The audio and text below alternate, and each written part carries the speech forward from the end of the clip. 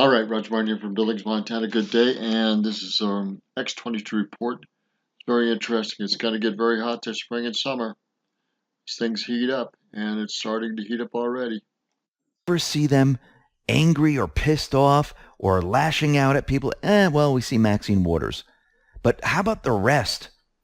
Well, just recently, Paul Sperry tweeted something out. And this is what he tweeted. Breaking. Molly Gaston, the assistant U.S. attorney who signed letter to McCabe's lawyer informing McCabe she was closing criminal case against him, is Democrat who's given thousands to Dems, including Obama, and who once worked with Dem side of House Oversight and whose mother worked for the Washington Post. Now, Eric Holder responded to this, and this is what he tweeted out. Now, this is from Paul Sperry, Molly Gaston. So Paul Sperry's getting to Eric Holder. Why don't you shut the hell up? Your bias is showing. I bet you've never been a prosecutor or have any idea how the Department of Justice works. People like you who want to use the justice system for political reasons are both dangerous and ignorant. The case was like you, an obvious loser. Now, do you think he's panicking a little bit? That's what we're talking about. You're going to see more and more of these individuals lash out like this. Yes, Maxine Waters has been doing this for quite a bit right now. But you're going to see all those other players who've been sitting there saying, you can't touch me, you got nothing on me. Well, they don't have a step 5. They know that Trump and the Patriots, they're closing in on them. And now they are scrambling. Trump has not been tweeting out, justice is coming for no reason. He's doing it for a specific reason. He's Okay, let's get on. So this gets old. Out and said, hey, 9 years is way too much. This is just ridiculous. Everyone got on bar. You must resign. How dare you interfere in this? And he went on, and all these people went on and on and on about it. And Roger Stone was also hit with a $20,000 fine. So Judge Jackson gave 24 months of supervised release per each count once the sentence is served, and Roger Stone has a chance to appeal for a new trial, which most likely he's going to do now.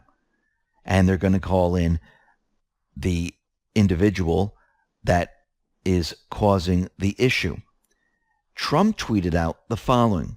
They say Roger Stone lied to Congress at CNN. I see, but so did Comey. And he also leaked classified information for which almost everyone other than crooked Hillary Clinton goes to jail for a long time. And so did Andy McCabe, who also lied to the FBI. Fairness? He continued. The decision not to prosecute Andy McCabe is utterly inexplicable. Now, think about this.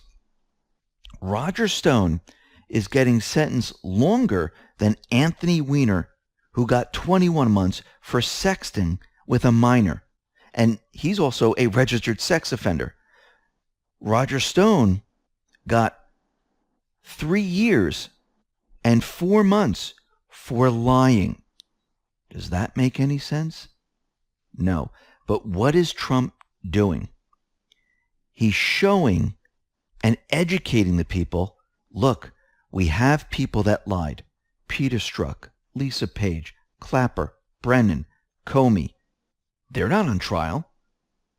They should be on trial because if we're going by the same rules, and Roger Stone lied, Flynn lied, all these others should be on trial. Why aren't they? Let's move on.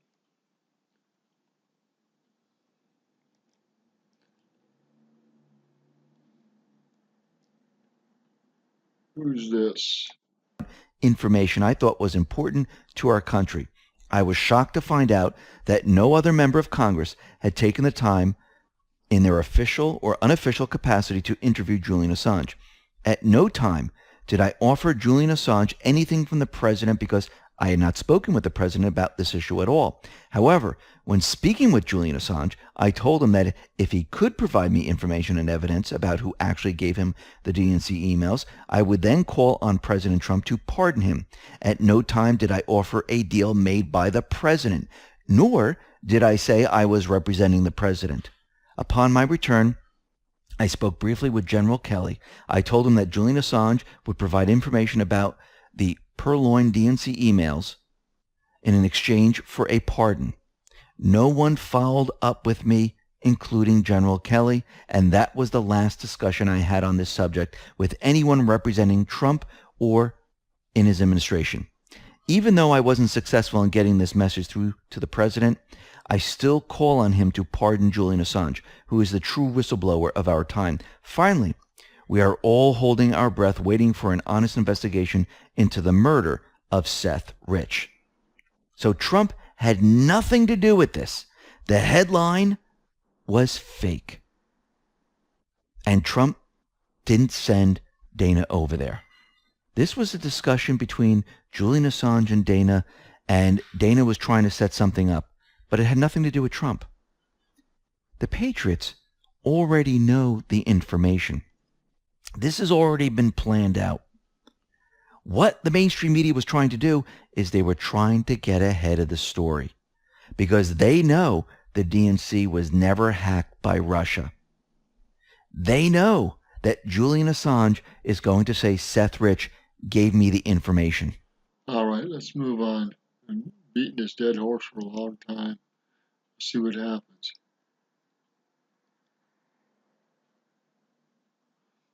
This is interesting. Justice. 2%. 2% want him to resign, 98% want him to bring justice. Pinned tweet. Interesting. And said he would like to resign. The people have spoken. Who cares what all the other former Department of Justice individuals say? The people are in control. Not maybe. We'll see.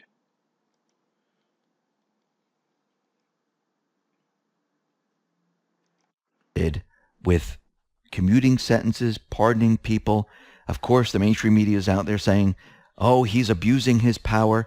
Well, remember, he only pardoned 26 people compared to Obama, who pardoned 1,927. Holy cow. Obama pardoned 1,297? Are you kidding me? Jeez. Big difference. So he commuted the sentence of Rod Blagojevich. And then Rod Blagojevich appeared on Fox News to let everyone know that he did nothing wrong. He came out and he said, they're pointing that statement at the wrong place. It shouldn't be pointed at me. It ought to be pointed at those uncontrolled, unaccountable, lawless prosecutors who did this to me. I broke no laws. I crossed no lines. Who were these individuals? It was the Mueller team. Wow. He's saying that the prosecutors moved the lines with corrupt intent. He said they didn't follow the law, and he went to jail. Wow. And we've seen this group. Mueller group. It's going to get hot. Let's move on here. Samantha Power. National intelligence. What does that mean? Well, Carly Q lets us know that Richard Grenell will be in charge of 17 spy agencies. Yes, that is 17. Now he's in control of this for 3 months. You think he's going to dig up some information? I do believe so. For 3 months. It's a lot of spy organizations. Good grief. When Alex Jones says he got a magnifying glass up your wazoo, he's absolutely right. Do you want to proceed or do you want to leave? Why are they doing this? Because they understand that there are going to be certain politicians, Jim Jordan, Kevin McCarthy, Devin Nunes, and the rest, and certain individuals that are going to be putting out information that they don't want people to see. Now again, who is deciding what's real and what is not? Let's move on.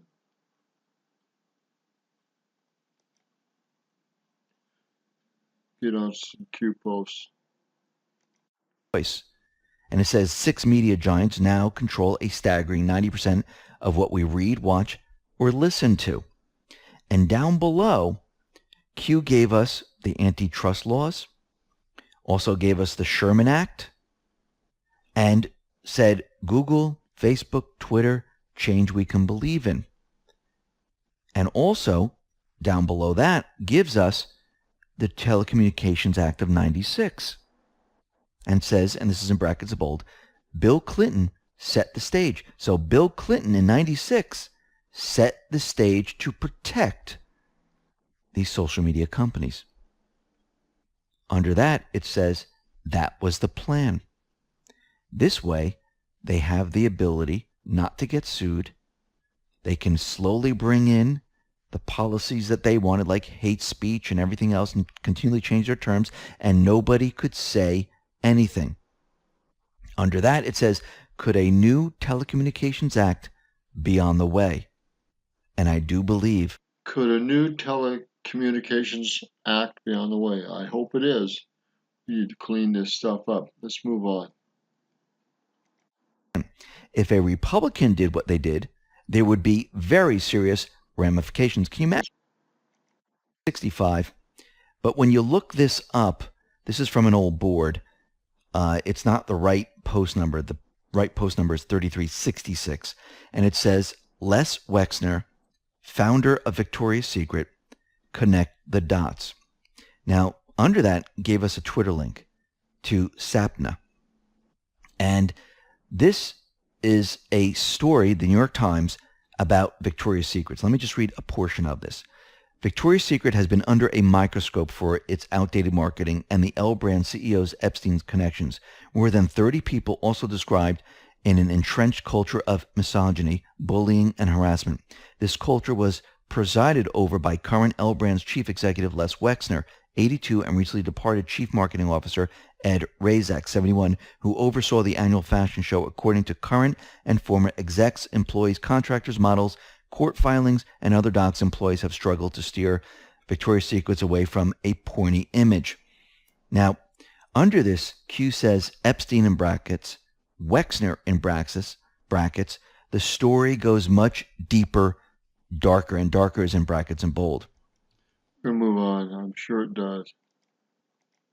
Contender, picture of him, and the winner is, and then there's another picture of Obama, and under it, it shows Time magazine with everything about Trump, that he's melting, his hair is on fire, he's drowning, and he's looking at the little kid, which this was a picture of him and the little kid who was in cages, but this story turned out to be completely fake.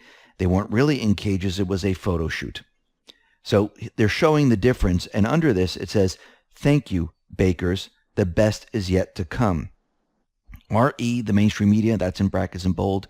When facts and truth are not on your side, what tactics must be deployed? Well, we know what the mainstream media does. They create. Let's go on.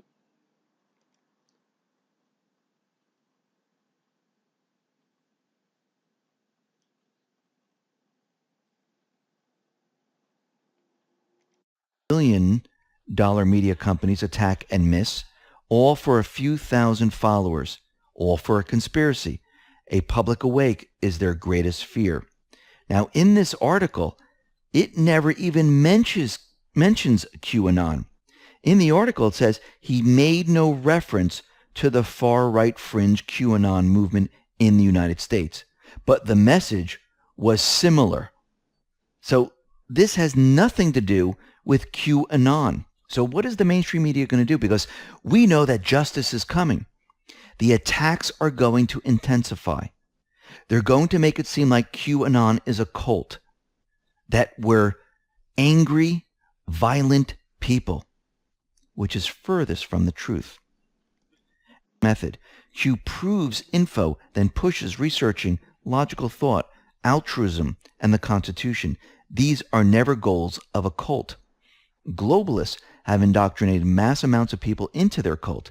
These people have unknowingly been programmed and behave like cult members. The media is the most prominent mechanism. Think for yourself is skepticism. The globalist cult doesn't allow questioning of their ideology. After learning the comms, when is generally unknown and doesn't necessarily mean right now.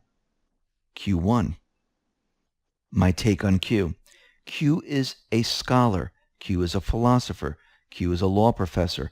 Q is military intelligence. Q is altruistic. Q is libertarian. Q is unity. Q is everything the leaders of the globalist cult are not. The globalist cult programs emotional chaos and dysfunctional behavior. Q, think for yourself, is not conformity. The globalist cult programs primitive defense mechanisms that promote conformity in behavior and thought, or there is severe punishment. Globalist conformity is reinforced through operant conditioning punishment. Q never uses punishment because we aren't required to be anything but an individual. Punishment is meant to curb individual behavior. The globalist cult curbs behavior through punishment and deprivation, similar to fascist social conformity to ideology. Q, think for yourself, is the antithesis of cult mentality, whereas the globalist cult is rigid conformity. Q promotes nonconformity of thought behavior in the group. The globalist cult rigidly demands conformity to their concept of social justice and their progressive ideology. Let's move on. Boy, this is an understatement right here. One man was forced to leave his firm and he was bad things were going to happen to him the following day. Nothing happened. Nothing happened. The biggest, nothing happened. But it happened to Roger Stone, and it happened to General Flynn, and it happened to, I won't name names, it happened to a lot of people and destroyed a lot of people's lives. And I'm here to make a fair system. Again, Roger is not somebody who worked in my campaign. I know Roger, but a lot of people know Roger. Everybody sort of knows Roger. And what happened to him is unbelievable. They say he lied. But other people lied too. Just to mention, Comey lied. McCabe lied. Lisa Page lied. Her lover, Peter Strzok, lied. You don't know who these people are? Just trust me, they all lied. You had people that forged documents. You had people that wrote fake dossiers and brought them to the FBI and used people in the Justice Department to get them to the FBI. And these people know in the front row, you know better than anybody in this room what the hell I'm talking about, probably. So I'm only responding to you. I'm not even talking to the folks over there. But they get it better than anybody, too. A lot of bad things are happening, and we're cleaning it out. We're cleaning the swamp. We're draining the swamp. I just never knew how deep the swamp was. Listen, everyone, thanks a lot for listening. Be well, be. That's as awkward as you can get it. Just back down.